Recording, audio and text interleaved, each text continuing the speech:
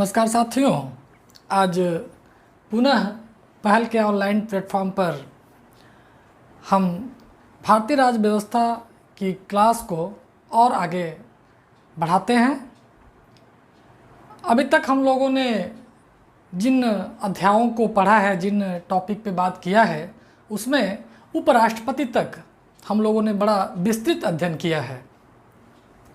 आज उसी सेगमेंट को और आगे बढ़ाते हैं और आज हम बात करते हैं प्रधानमंत्री की क्या अहमियत है भारतीय राज्य व्यवस्था में, या भारत के संविधान ने ऐसे क्या क्या अधिकार किस किस अनुच्छेद के अंतर्गत दे रखा है भारत के प्रधानमंत्री को। आज हम उस पर विस्तृत चर्चा करेंगे। तो सीधे बात करते हैं हम प्रधानमंत्री की कि प्रधानमंत्री किन प्रावधानों के अंतर्गत हमारे यहाँ भारतीय संविधान में उपस्थित है, या किस तरह के अधिकार उसको संविधान प्रदान करता है।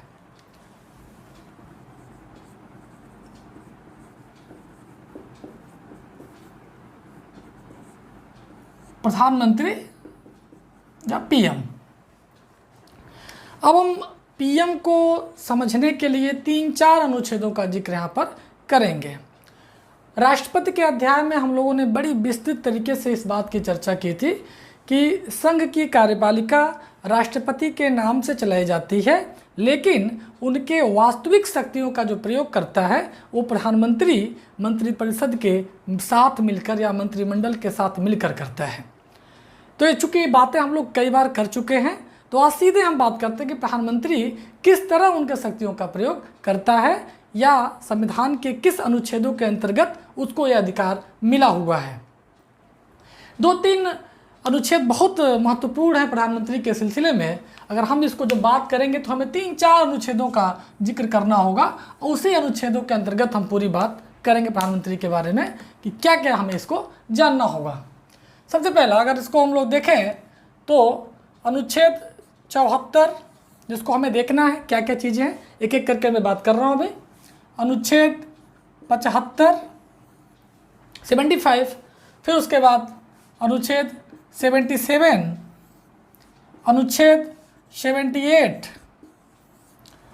उसके बाद एक जगह और जिक्र है प्रधानमंत्री शब्द का, या प्रधानमंत्री के उसके संदर्भ में बात कही गई है। वो भारत के संविधान का जो अनुच्छेद है 352 पे हम लोग विस्तृत चर्चा कर चुके हैं। ये राष्ट्रीय आपात की अवधारणा की बात करता है। इतने अनुच्छेदों के अंतर्गत हमें देखना होगा कि प्रधानमंत्री इन अनुच्छेदों के अंतर्गत कहाँ कहाँ आता है, क्या क्या बात करता है, या संविधान इसको किस तरह की शक्तियाँ प्रदान करता है। सबसे पहले हम बात करते हैं, आते हैं सीधे अपने अनुच्छेद 74 पे कि 74 में ऐसा क्या क्या बात है। अगर इसको हम और समझ लें कि यहाँ पर हमें क्या करना है, 74 की बात करना है, 75 की बात करना है, 77 की बात करना है, 78 की बात करना है और 352 की बात करना है। थोड़ा सा हिंट हम 88 का भी दे देंगे क्योंकि 88 में भी थोड़ा सा प्रधानमंत्री को लेकर एक बात कही गई है। अब आइए बात करते हैं इस पर कि 74 क्या कहता है। अनुच्छेद 74।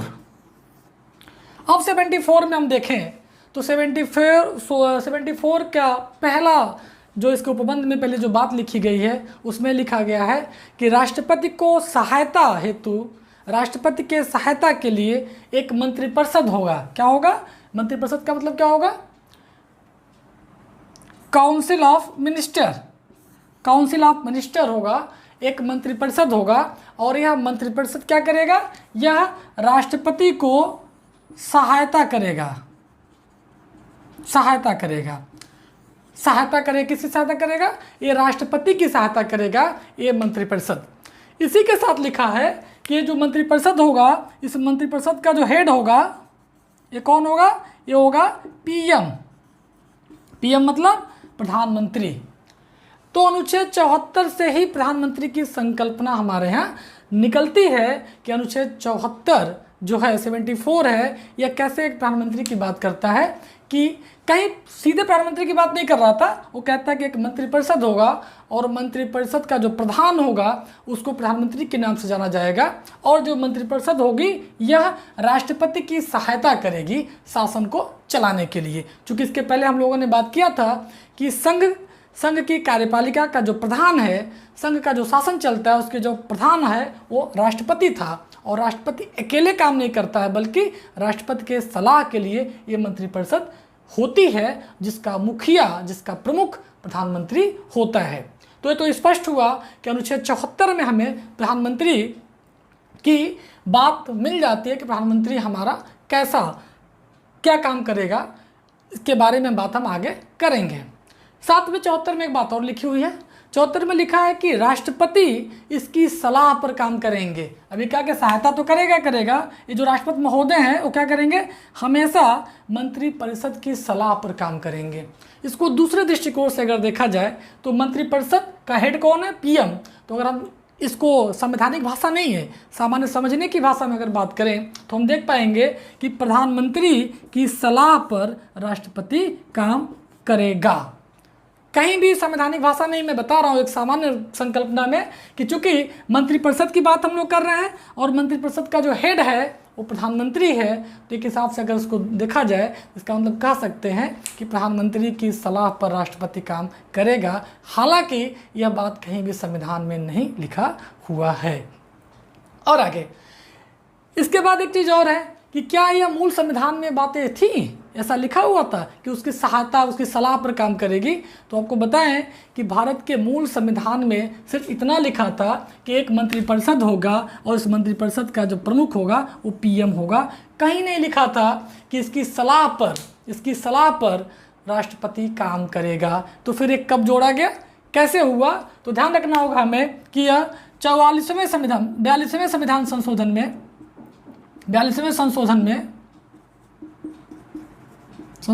1976 में यह इंदिरा जी की प्रधानमंत्री, जब इंदिरा जी प्रधानमंत्री हुआ करती थी उस समय संविधान का संशोधन किया गया था। उस संशोधन में यह जोड़ा गया कि राष्ट्रपति प्रधानमंत्री के अलावा मंत्रिपरिषद के सलाह पर काम करेगा, अपने आप कोई काम नहीं करेगा। आज के संदर्भ में अगर बात किया जाए तो क्या संविधान में अभी ये बात लिखी हुई है या कुछ और बात है इसमें कि कुछ और चेंज हुआ है? तो आज यह है कि राष्ट्रपति मंत्रिपरिषद के सलाह पर काम करेगा और राष्ट्रपति मंत्रिपरिषद के सलाह को एक बार पुनर्विचार के लिए वापस कर सकता है। अर्थात मूल संविधान में ऐसा कोई जिक्र नहीं था कि राष्ट्रपति मंत्रिपरिषद के सलाह से काम करेगा। 42वें संविधान संशोधन में जोड़ा गया कि राष्ट्रपति मंत्रिपरिषद के सलाह पर काम करेगा। 44वें संविधान संशोधन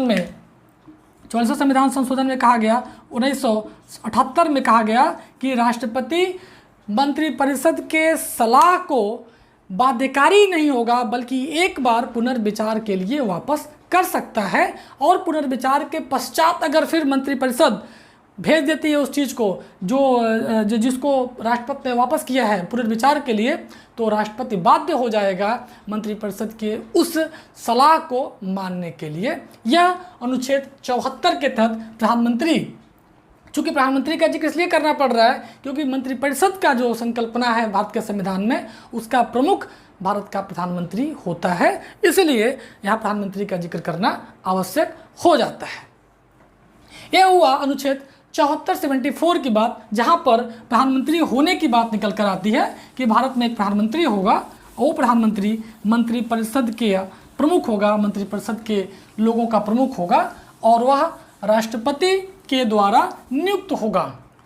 एक चीज़ और इसमें समझना होगा कि अनुच्छेद 75 के चलने के पहले, 75 के पहले से बात समझ लिया जाए कि प्रधानमंत्री की योग्यता से संबंधित अगर हम लोग बात करें तो क्या इसका योग्यता क्या होता है, किस तरह प्रधानमंत्री चुना जाता है या किस तरह प्रधानमंत्री की नियुक्ति होती है। चूँकि राष्ट्रपति के समय हम लोगों ने देखा था कि राष्ट्रपति प्रधानमंत्री की नियुक्ति करता है, राष्ट्रपति प्रधानमंत्री की सलाह पर अन्य मंत्रियों की नियुक्ति करता है, राष्ट्रपति प्रधानमंत्री की सलाह पर मंत्रियों के विभागों का आवंटन करता है, मंत्रियों के विभागों का आवंटन करता है। लेकिन अनुच्छेद 77 में जब 77 की बात करेंगे तो प्रधानमंत्री के सलाह पर मंत्रियों के विभागों का बंटवारा तो करता है, लेकिन उनके कार्य का आवंटन के जो नियम है वो राष्ट्रपति स्वयं बनाता है, उसमें प्रधानमंत्री का कोई हस्तक्षेप नहीं होता है। अभी हम अनुच्छेद 77 के तहत उस बात की चर्चा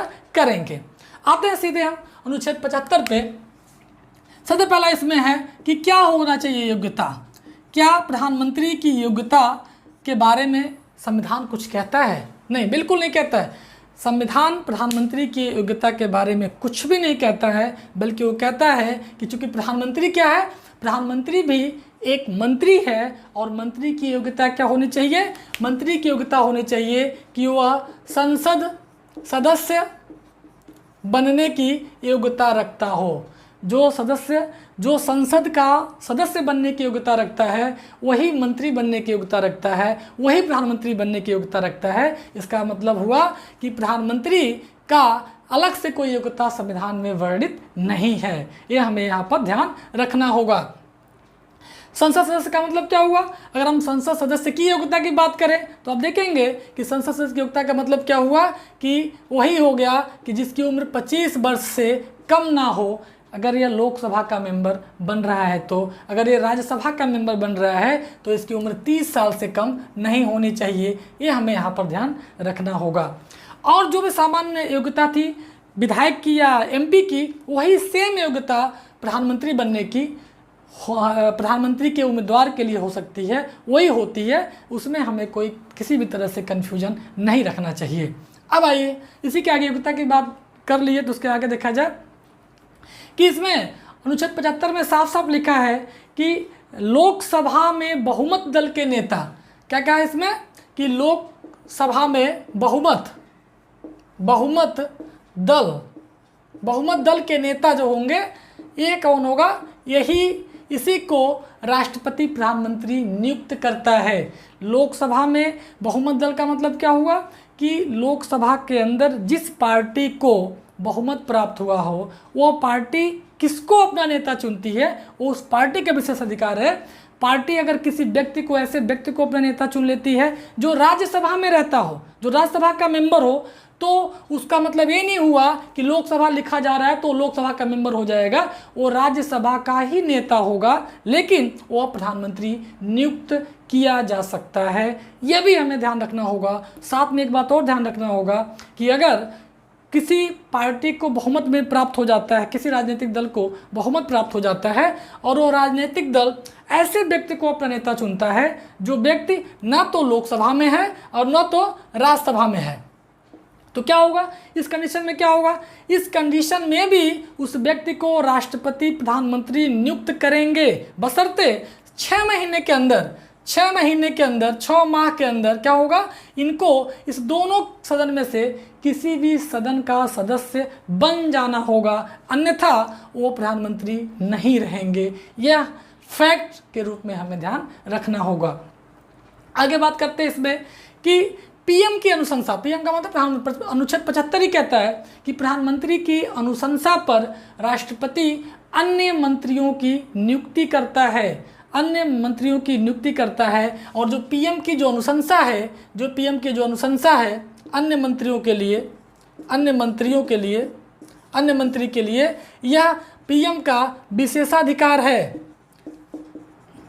विशेषाधिकार का मतलब क्या हुआ? इसमें राष्ट्रपति ये नहीं कह सकता है, अगर प्रधानमंत्री ने जो लिस्ट बनाकर भेजा है राष्ट्रपति महोदय के पास कि फला व्यक्ति हमारे मंत्रिमंडल के सदस्य रहेंगे, मेंबर होंगे, तो राष्ट्रपति ये नहीं कह सकता कि नहीं हमारा दुश्मन है, इसको हम नहीं शपथ दिलवाएंगे। क्यों नहीं कर सकता? क्योंकि यह प्रधानमंत्री का विशेषाधिकार है, इस पर राष्ट्रपति महोदय कुछ अलग से टिप्पणी नहीं कर सकते हैं। ये भी हमें ध्यान रखना होगा। अब आइए इस पे 75 में कुछ और बातें हैं, उन बातों का जिक्र कर लिया जाए। अनुच्छेद 75 में और बात क्या है कि मंत्रिपरिषद मंत्रिमंडल में क्या मतलब है, क्या अंतर है, क्या होता है मंत्रिपरिषद, क्या होता है मंत्रिमंडल, इस पर थोड़ी चर्चा कर लिया जाए, फिर आगे इसको हम और कंटिन्यू करेंगे।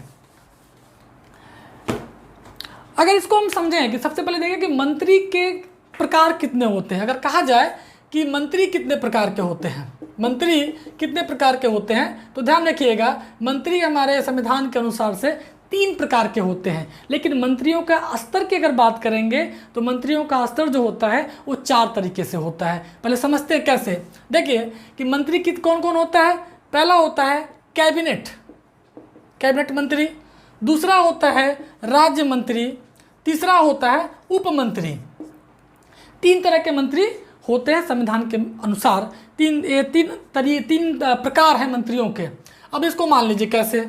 सपोज करिए कि जो भी हर परिवार में परिवार के मेंबर्स होते हैं, परिवार के कुछ ऐसे सदस्य होते हैं जो बहुत करीबी होते हैं, कुछ रिश्तेदार होते हैं, कुछ पड़ोसी होते हैं। तो क्या होगा, इसको अगर इस तरह समझा जाए तो मान लीजिए कि जो घर के सबसे करीबी लोग होते हैं, कम लोग होते हैं सबसे करीबी लोग, वो क्या होंगे, वो कैबिनेट मंत्री होंगे। वो कैबिनेट मंत्री होंगे। और इससे बड़ा मान लीजिए कि जो रिश्तेदार हो गए, ये कौन से मंत्री होंगे, ये राज्य मंत्री हो गए। इससे भी बड़ा जो पड़ोसी हैं, ये कौन से मंत्री होंगे, उप मंत्री होंगे। अर्थात जो सबसे करीबी होगा प्रधानमंत्री का, जो सबसे विश्वस्त होगा, उसको कैबिनेट मंत्री, वो कैबिनेट मंत्री की श्रेणी में आता है या उसको मंत्रालय मिलता है। इनका काम क्या होता है, वो जिस विभाग के मंत्री होते हैं उस विभाग के सबसे प्रमुख व्यक्ति होते हैं, सर्वे सर्वा होते हैं। इसका मतलब उस विभाग से संबंधित जितनी भी नीतियां होती हैं, उन सारी नीतियों को निर्धारण करने का जो अधिकार होता है, पावर होता है, वो कैबिनेट मंत्री को होता है। राज्य मंत्री फिर क्या होता है, राज्य मंत्री जो होता है या इसी कैबिनेट मंत्री के सहायता के लिए होता है। अब इसको दूसरे भाषा में समझा जाए कि जो परिवार का सबसे रिश्तेदार होगा, जो खास जो होगा, परिवार का मेंबर होगा, वो कैबिनेट हो गया। इसके जो रिश्तेदार हैं आसपास के खास रिश्तेदार हो सकते हैं, वो क्या हो गए, राज्य मंत्री हो गए। क्या राज्य मंत्री क्या करेगा, ये परिवार वालों की सहायता करेगा। उसके बाद अगर दूर के रिश्तेदार हैं या कोई पड़ोसी है, इस तरह का है कि जो उसकी आवश्यकता भी है आपको, वो अगर मुंह फुला लिया तो वही दिक्कत है, तो ऐसे कंडीशन में क्या होगा, ये उपमंत्री बस नाम के मंत्री होते हैं। इनको जब तक कैबिनेट मंत्री अपने विभाग के मीटिंग में नहीं बुलाता है तब तक इनकी उपस्थिति अनिवार्य नहीं होती है, बल्कि विभागीय मीटिंग में सबसे पहले कैबिनेट मंत्री रहता है, इसकी सहायता के लिए राज्य मंत्री होता है और इन दोनों के साथ सहयोग करने के लिए उप मंत्री होता है अगर आवश्यकता पड़े तो, वरना ऐसे इनको नहीं बुलाया जाता है। सामान्यतः किसी आगे रूप के बैठकों में या प्रधानमंत्री के कैबिनेट मीटिंग में ऐसे लोगों को जब तक निमंत्रण नहीं दिया जाता है इन लोगों को, तब तक ये लोग शामिल नहीं होते हैं।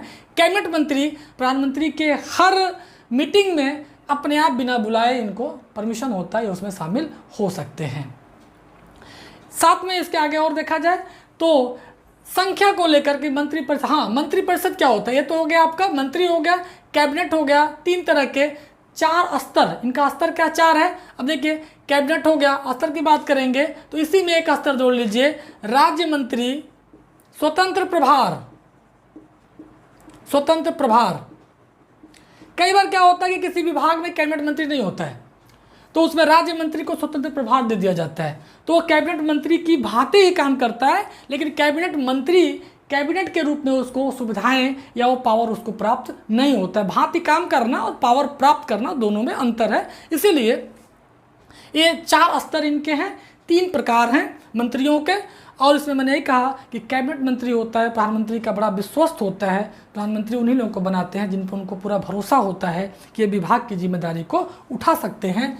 दूसरा चीज़, राज्य स्वतंत्र प्रभार वो व्यक्ति बनता है जब किसी विभाग का कैबिनेट मंत्री ना हो और ये भी उसी की भांति काम करे, लेकिन वो कैबिनेट मंत्री के रूप में, दर्जे के रूप में नहीं होता है। तीसरा, राज्य मंत्री जो होता है, राज्य मंत्री होता है यह कैबिनेट मंत्री की सलाह के लिए विभागों के कामों को देखता रहता है, सहायता के लिए। उप मंत्री यह भी एक मंत्री है, लेकिन यह वैसा ही मंत्री है कि आवश्यकता पड़ने पर ही ये किसी के काम आता है, या उस विभाग में कैबिनेट मंत्री की सहायता के लिए राज्य मंत्री होता है, और ये दोनों राज्य उप मंत्री कैबिनेट मंत्री की सहायता करने के लिए ही होते हैं। यह मंत्रियों का जो स्तर है, मंत्रियों का जो प्रकार है, ये भी हमें यहाँ पर समझना चाहिए था। अब आइए बात करते हैं इसमें कि इनकी संख्या क्या होती है। संख्या के लिए जरा देख लीजिए कि मंत्री, इसके पहले थोड़ा सा मंत्रिपरिषद क्या होता है, मंत्रिपरिषद और मंत्रिमंडल में अंतर क्या है, इसको देख लिया जाए। क्या भारत के संविधान में कहीं कैबिनेट का जिक्र है?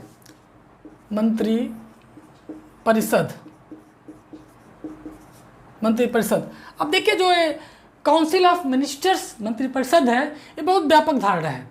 इसमें क्या हुआ, अगर इसकी बात करें तो मंत्रिपरिषद के अंतर्गत कौन कौन आएगा, कैबिनेट आएगा, दूसरा कौन आएगा, राज्य मंत्री आएगा, तीसरा कौन आएगा, उप मंत्री आएगा। अर्थात ये तीनों मंत्रियों का जो समूह है वो क्या होगा, वो मंत्रिपरिषद के अंतर्गत आएगा, काउंसिल ऑफ मिनिस्टर के अंतर्गत आएगा। और आपको याद रखना होगा, इसके पहले भी हम लोगों ने बात किया कि ये जो मंत्रिपरिषद हमारा है, इसका जो प्रमुख है कौन है, पीएम है। अर्थात कैबिनेट का, राज्य का, उप मंत्री, जितने मंत्री हैं सबका जो प्रमुख है वो प्रधानमंत्री ही होता है। ये अनुच्छेद 75 हमें बताता है। लेकिन साथ में ये भी ध्यान रखना होगा कि जो ये मंत्रिपरिषद है, यह मंत्रिपरिषद एक व्यापक धारणा है। और इसी के साथ मंत्रिमंडल की एक बात कर लिया जाए कि मंत्रिमंडल क्या होता है। मंत्रिमंडल, ये मंत्रिमंडल का जो संदर्भ है वो कैबिनेट मंत्री से ही लिया जाता है। मंत्रिमंडल का मतलब कैबिनेट मंत्री से इसका अर्थ लिया जाता है। ये राज्य मंत्री, उप मंत्री को इसको में शामिल नहीं किया जाता है, क्योंकि जो कैबिनेट मंत्री है प्रधानमंत्री के हर मीटिंग में लगभग शामिल होता है, उसी को हम उसको मंत्रिमंडल कहते हैं। संख्या को लेकर थोड़ा बात किया जाए कि आखिर इसकी संख्या कितनी होती है या कितनी संख्या हो सकती है। भारत के आज़ादी के समय से कभी भी संख्या को लेकर कभी विवाद नहीं हुआ, बड़े आराम से जो चाहे जितना मंत्री रखता था। एक बार तो ऐसा हो गया कि लगा कि जब गठबंधन का दौर आया, जब पार्टियों को तोड़ने का दौर आया, तो लोगों ने क्या किया कि प्रधानमंत्री बनने के लिए कई पार्टियों के लोगों को सीधे ऑफर देते थे कि तुम हमारे पार्टी में आ जाओ, हम तुम्हें मंत्री बना देंगे। तो मंत्री बनने की कोई सीमा नहीं थी। और यही कारण था कि छोटे छोटे दल की चाहत क्या होती थी, गठबंधन करके, जोड़ तोड़ करके सीधे प्रधानमंत्री बन जाना। अब चूंकि प्रधानमंत्री कितना पावर रखता है भारत के संदर्भ में, ये संविधान के माध्यम से आप देख ही रहे हैं। तो क्योंकि राष्ट्रपति की सारी शक्तियों का जो उपयोग करता प्रधानमंत्री करता है, तो प्रधानमंत्री बनने की लालसा ने क्या किया, लोगों को, राजनीतिक दलों को अन्य राजनीतिक दलों से सांसदों को तोड़ने का कारोबार शुरू कर दिया। क्योंकि उसमें कोई सीमा नहीं थी कि कितने मंत्री बनेंगे, तो जितने के चाहे उतने मंत्री बना दिए।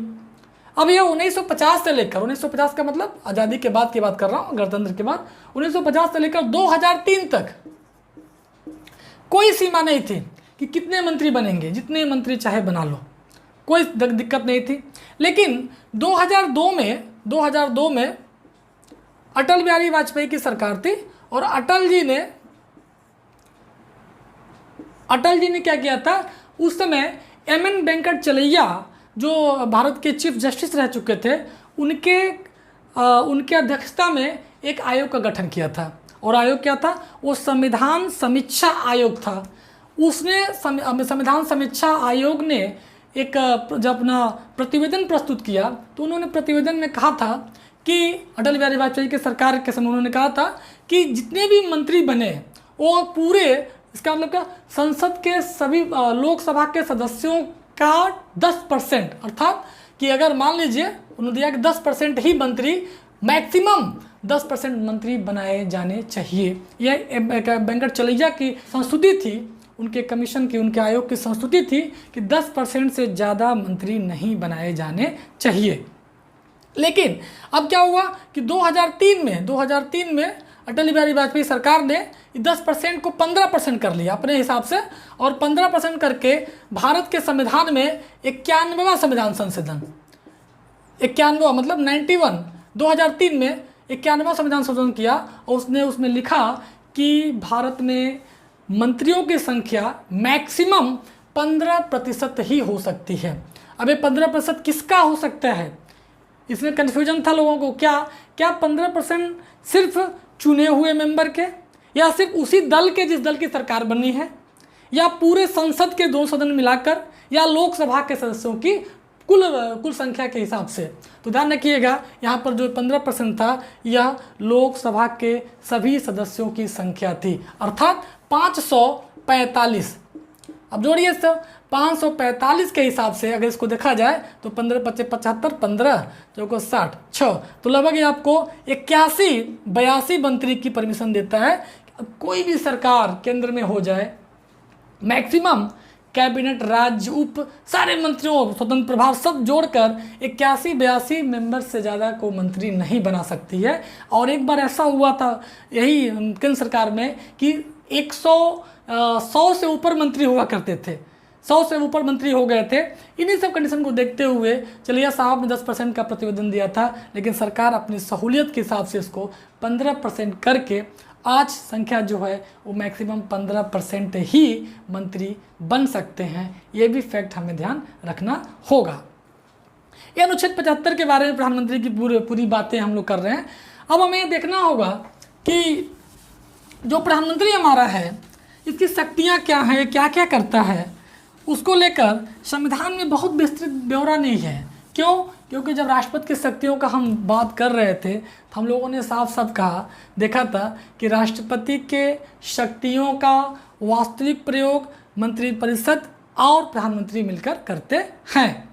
अब देखिए, जब सारी शक्तियों का प्रयोग यही करते हैं तो अलग से इनकी शक्तियों के बारे में चर्चा करना थोड़ा सा संविधान में, चूँकि संविधान बहुत विस्तृत ब्यौरा नहीं देता है इनकी शक्तियों को लेकर, तो थोड़ा सा इसको हमें यहाँ पे देखना होगा। अब हम बात करेंगे सीधे अनुच्छेद 77 की, क्योंकि 77 क्या कहता है, 77 में ऐसी क्या बात है।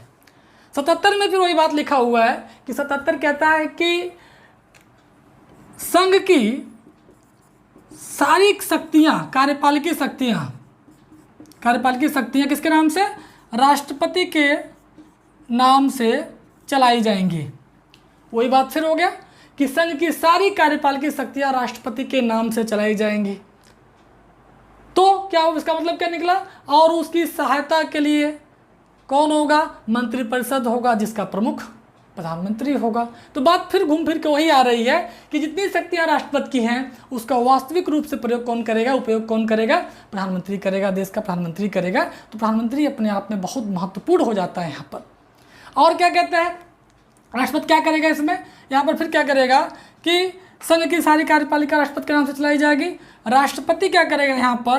कार्यों के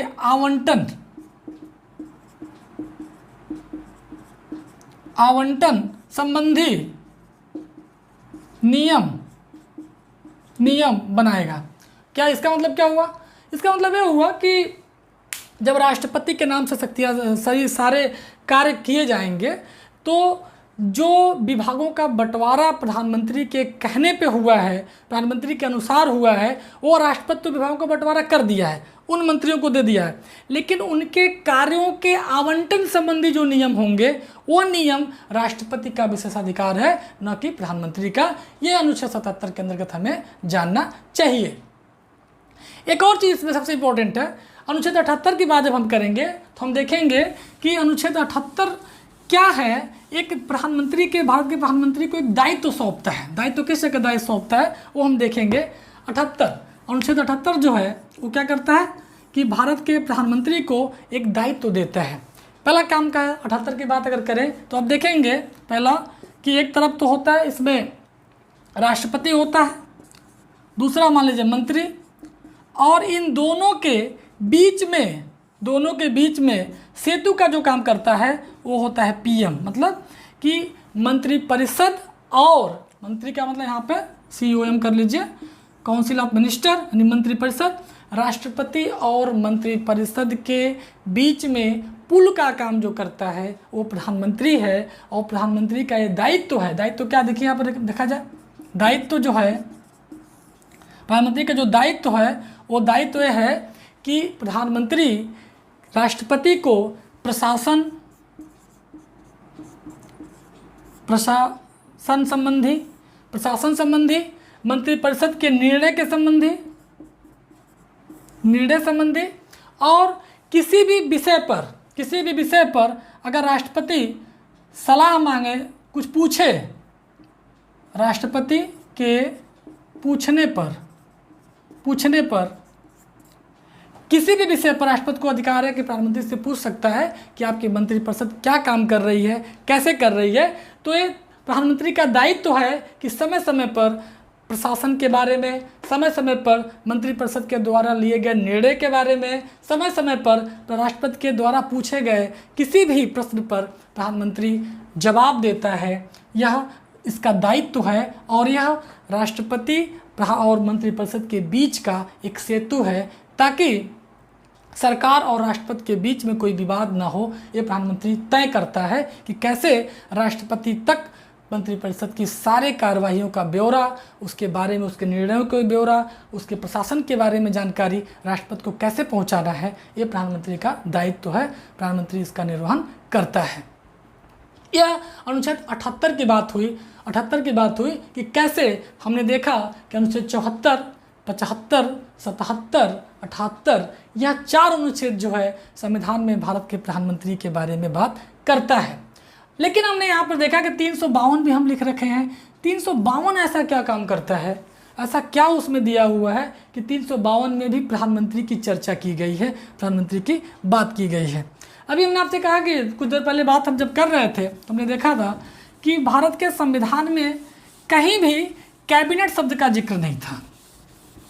कैबिनेट शब्द का जिक्र नहीं था। अब देखिए कैबिनेट शब्द का जिक्र कहाँ से आया, कब आया और कैबिनेट के रूप में क्या बातें कही गई हैं जिसमें प्रधानमंत्री का जिक्र हमें करना पड़ रहा है। अब देखिए कि 44वें संविधान संशोधन में ये कब हुआ था, 1978 में।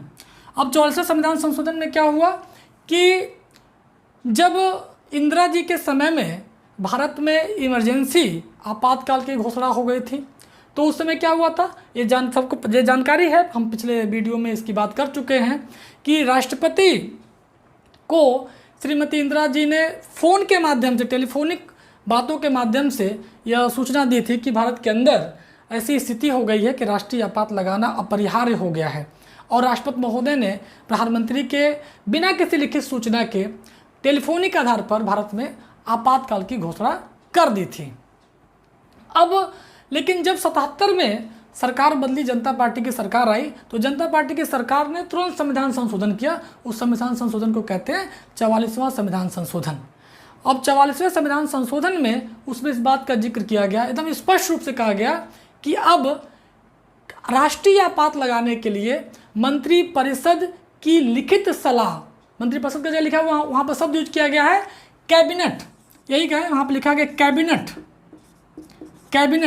कैबिनेट के लिखित कैबिनेट ऑब्लिक मंत्रिमंडल कर लीजिए, मंत्रिमंडल के लिखित सलाह पर ही राष्ट्रपति आपातकाल की उद्घोषणा कर सकते हैं।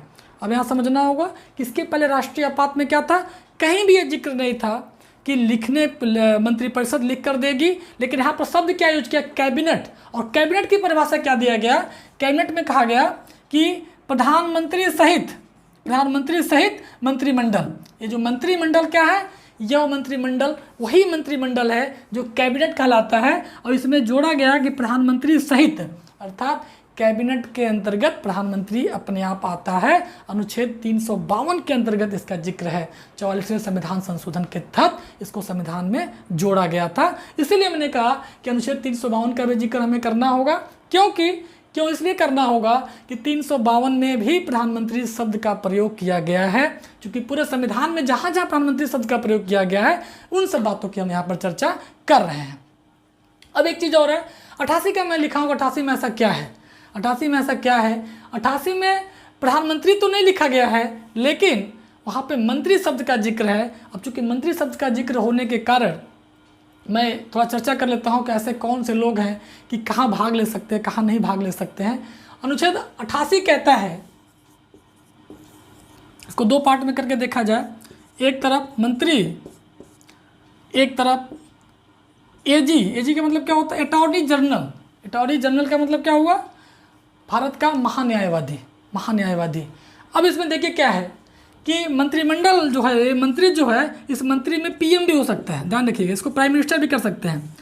प्रधानमंत्री किसी भी सदन का हो, चाहे वो लोकसभा का हो या राज्यसभा का हो, किसी सदन का हो, किसी भी सदन में हिस्सा ले सकता है, किसी भी सदन में जा सकता है। ऐसा नहीं कि प्रधानमंत्री लोकसभा का है तो राज्यसभा में नहीं जा सकता है, प्रधानमंत्री राज्यसभा का है तो लोकसभा में नहीं आ सकता है। इसका सबसे जो सशक्त उदाहरण है वो हमारे भारत के पूर्व प्रधानमंत्री डॉक्टर मनमोहन सिंह हैं। डॉक्टर मनमोहन सिंह प्रारंभ से ही राज्यसभा के मेंबर रहे, वो कभी लोकसभा में चुनकर नहीं आए थे। और ये भी पता हमें कि वो असम से आते थे, असोम से आते थे, और असोम से लगातार राज्यसभा के मेंबर रहे हैं, लगातार राज्यसभा का मेंबर रहे हैं। और भारत के सरकार का 2 बार वो पूरा नेतृत्व किए हैं, यानी कि 2 बार प्रधानमंत्री रहे हैं, फुल फेस प्रधानमंत्री रहे हैं। तो इसका आशय 88 क्या कहता है कि मंत्री हो या प्रधानमंत्री कोई भी हो, किसी भी सदन का हो, वह लोकसभा और राज्यसभा दोनों की कार्यवाहियों में हिस्सा ले सकता है, बोल सकता है, बैठ सकता है, वोट भी दे सकता है। ध्यान रखिएगा यहाँ पर ये उसको वोटिंग का भी पावर है। लेकिन हमें यहाँ एजी की बात कर रहे हैं, अटॉर्नी जनरल की बात कर रहे हैं, तो यहाँ पे हमें स्पष्ट जानना होगा कि जो महान्यायवादी है ये संसद का भाग नहीं होता है, ये संसद का सदस्य नहीं होता है, चाहे राज्यसभा या लोकसभा का सदस्य नहीं होता है। लेकिन ये क्या करता है, ये संसद के दोनों सदनों में, दो सदन का मतलब लोकसभा और राज्यसभा दोनों सदनों के कार्यवाहियों में हिस्सा ले सकता है, बशर्ते इसको वोटिंग का पावर नहीं प्राप्त है या कभी भी वोट देने का काम नहीं करता है। एक दो छोटी छोटी और बातें करते हैं प्रधानमंत्री के साथ कि ये पूरा प्रधानमंत्री का जो ब्यौरा है इसमें एक एक चीज़ जब लगभग, क्योंकि प्रधानमंत्री के बारे में कोई बहुत बड़ा संविधान में व्याख्याकित नहीं किया गया है, तो कोई व्याख्यान जब नहीं है, कोई व्याख्या नहीं है, तो निश्चित रूप से जितने अनुच्छेद हमारे पास थे इसी अनुच्छेदों के अंतर्गत हमें प्रधानमंत्री को सर्च करना था, खोजना था, इसी पे बात करना था। तो हमारे पास मुश्किल से 5-6 अनुच्छेद थे जहाँ पर प्रधानमंत्री शब्द या मंत्री शब्द का जिक्र किया गया है। उन सारे अनुच्छेदों पे हम लगभग बात कर चुके हैं। छोटी सी और एक कॉन्सेप्ट के लिए बात कर लिया जाए, आपने सुना होगा किचन कैबिनेट। अब किचन कैबिनेट क्या होता है इसको भी जानना बड़ा ज़रूरी है, क्योंकि व्यवहारिक पक्ष है। कहीं संविधान में इसका जिक्र नहीं है, कहीं भी आप ढूंढिएगा मत, किसी अनुच्छेद में नहीं मिलेगा ये सब चीज़ें, लेकिन एक संकल्पना है, संकल्पना के स्तर पर हमें जानना चाहिए, क्योंकि आप जो भी राजनीति में इंटरेस्ट लेता है, जो पॉलिटिक्स को समझना चाहता है, ये सब शब्द उसको सुने होंगे या हो सकता है भविष्य में सुन ले। किचन कैबिनेट का मतलब क्या हुआ इसको देख लेते हैं। किचन क्या होता है, चिकन नहीं है, ध्यान रखिए, किचन है। किचन कैबिनेट, किचन कैबिनेट मतलब क्या हुआ, किचन रसोई होता है और कैबिनेट क्या होता है, मंत्रिमंडल होता है। अब देखिए, अब इसका तो अर्थ होगा रसोई का मंत्रिमंडल है। क्या होता है भाई, रसोई का महत्व क्या होता है भारत के संदर्भ में देखा जाए, रसोई बड़ा इंपॉर्टेंट चीज़ है। किचन में कौन प्रवेश करता है, घर के जो क्रू मेंबर हैं, घर की गृहिणी या घर की मुखिया, यदि किचन पे सब अपने किसी किचन को किसी और को नहीं देते हैं। अक्सर किचन में बड़ा विश्वस्त आदमी जाता है, खाने पीने का मामला होता है, तो इसका जो अर्थ है, जो संदर्भ है, बहुत करीबी, इसका आशय हुआ करीबी। और कैबिनेट मंत्रिमंडल, क्या ऐसे लोग, इसका संदर्भ में देखिए, ये संकल्पना ही आई थी। एक्चुअली संकल्पना जो है ये आई थी उस समय जब इंदिरा जी प्रधानमंत्री थी भारत के संदर्भ में, कि इसमें क्या होगा कि एक तो पहला बात कि अगर जो पीएम है, पीएम किचन कैबिनेट कैसा होगा, पीएम का ही होगा। इसमें बड़े कम लोग शामिल होते हैं, कोई विभाग नहीं होता। इसमें कौन कौन शामिल हो सकता है, परिवार के सदस्य हो सकते हैं, परिवार के सदस्य हो सकते हैं, दोस्त हो सकते हैं, और बहुत विश्वस्त लोग हो सकते हैं, विश्वास लोग हो सकते हैं। कि ये 3-4 ऐसी क्राइटेरिया है जो प्रधानमंत्री के निर्णय को प्रभावित करती है। परिवार के मेंबर का मतलब क्या हुआ, हो सकता है प्रधानमंत्री जैसा भी हो, उसके घर की महिला उसके डिसीजन में भूमिका ले सकती है, तो उसके हिसाब से डिसीजन आ सकता है देश का। इसको उदाहरण के रूप में समझ लीजिए कि मान लीजिए किचन कैबिनेट का सबसे अच्छा उदाहरण कि मान लीजिए कि गैस सिलेंडर का रेट आजकल 1200 रुपया है, 1200 रुपया है। और ये 1200 रुपया जो गैस सिलेंडर का रेट है, अगर प्रधानमंत्री का किचन कैबिनेट में उनकी वाइफ उनके प्रधानमंत्री हैं और प्रधानमंत्री की पत्नी है, और उनको लग रहा है कि यार गैस सिलेंडर तो बड़ा महंगा है, वो कहीं नहीं, आज अगर आप 1200 रुपया सिलेंडर बेचेंगे तो उसका रेट करेंगे तो हमको खाना ही नहीं देंगे, तो क्या होगा, यह उनके निर्णय को प्रभावित कर सकता है। तो क्या करेंगे, ये हो सकता है सिलेंडर का रेट 800 रुपया हो जाए। इसका मतलब क्या हुआ, ये प्रधानमंत्री के एक निर्णय को प्रभावित कर रहा है। तो किचन कैबिनेट, कोई दोस्त इनका है, कोई दोस्त पीएम का कोई दोस्त है, ये कह नहीं यार बड़ा दिक्कत हो जाएगा ऐसा करोगे तो, इसलिए उसके रेट को कम कर दो। कोई बहुत विश्वस्त लोग हैं कि कहे कि नहीं प्रधानमंत्री जी अगर आप ऐसा करेंगे तो बड़ा विद्रोह हो सकता है। तो इन सब ऐसे लोग किचन कैबिनेट ऐसे करीबी लोग जो प्रधानमंत्री के निर्णय या मंत्रिमंडल के निर्णयों को प्रभावित कर सकते हैं, उसी को कहते हैं किचन कैबिनेट। कहीं भी संवैधानिक संकल्पना नहीं है, इसलिए आप इसको संविधान में ढूंढने का बिल्कुल प्रयास मत करिएगा। आइए, एक और संकल्पना है, उसको कहते हैं शैडो कैबिनेट, छाया मंत्रिमंडल। शैडो कैबिनेट का मतलब छाया मंत्रिमंडल। ये क्या चीज़ है भाई? ये भी चूंकि ये सब व्यवहारिक पक्ष है इसलिए बात कर रहे हैं। इसको कहते हैं छाया मंत्रिमंडल। छाया मंत्रिमंडल का मतलब क्या हुआ? शैडो, किसी चीज़ की छाया।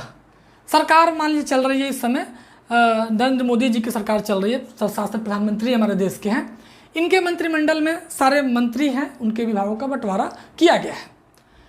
लेकिन इनका विकल्प क्या है? जैसे मान लीजिए कि कांग्रेस विपक्ष में बैठी हुई है और वो हमेशा ताक में है कि सरकार गिरेगी या तो हमारे मंत्रिमंडल तैयार है, सरकार बनाने के लिए हम तैयार हैं और हमारे सरकार में यह मंत्री, यह व्यक्ति, यह मंत्री बनेगा। मान लीजिए कि अगर कोई भारत के इस जो वर्तमान में गृह मंत्री हैं और एक गृह मंत्री के विकल्प में कांग्रेस अपना कोई व्यक्ति तैयार करके रखा कि अगर सरकार बनी तो ये व्यक्ति हमारा गृह मंत्री हो जाएगा, तुरंत बना देगा उसको। तो इसका आशय हुआ कि यह वैकल्पिक व्यवस्था के रूप में विपक्ष हमेशा प्रस्तुत करता है।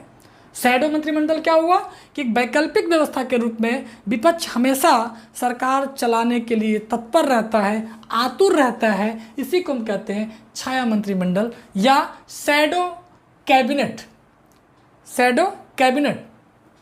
इसी तरह लगभग हम लोग इसमें सारी चीज़ों का हम लोगों ने जिक्र कर लिया। प्रधानमंत्री से संबंधित इससे मुझे लगता है कि और कुछ संभवतः न छूट रहा है। कोई ऐसा टॉपिक नहीं है इसमें जो हम लोगों ने छोड़ा है।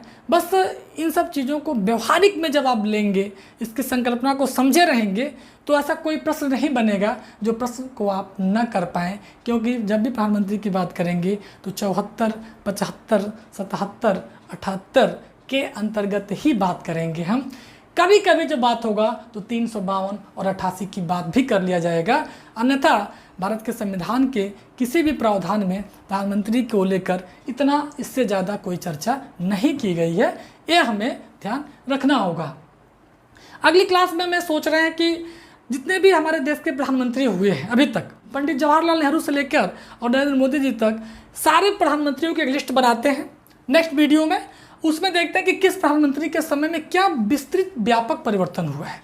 तो जो व्यापक परिवर्तन या कोई ऐसी घटना घटी है भारतीय राजनीति के परिदृश्य में, तो हम कोशिश करते हैं कि अगले वीडियो में इन सभी चीज़ों का जिक्र कर दिया जाए, ताकि कभी अगर आप व्यवहारिक रूप से प्रधानमंत्री को फैक्ट को किनारे कर दिया जाए, तो अगर आप एनालिसिस के रूप में समझना चाहते हैं पीएम को, तो आप ये देखें कि प्रथम प्रधानमंत्री से लेकर 14वें प्रधानमंत्री तक के बीच में क्या ऐसी राजनीतिक घटनाएं उथल पुथल मची है हमारे देश के राजनीतिक व्यवस्था में।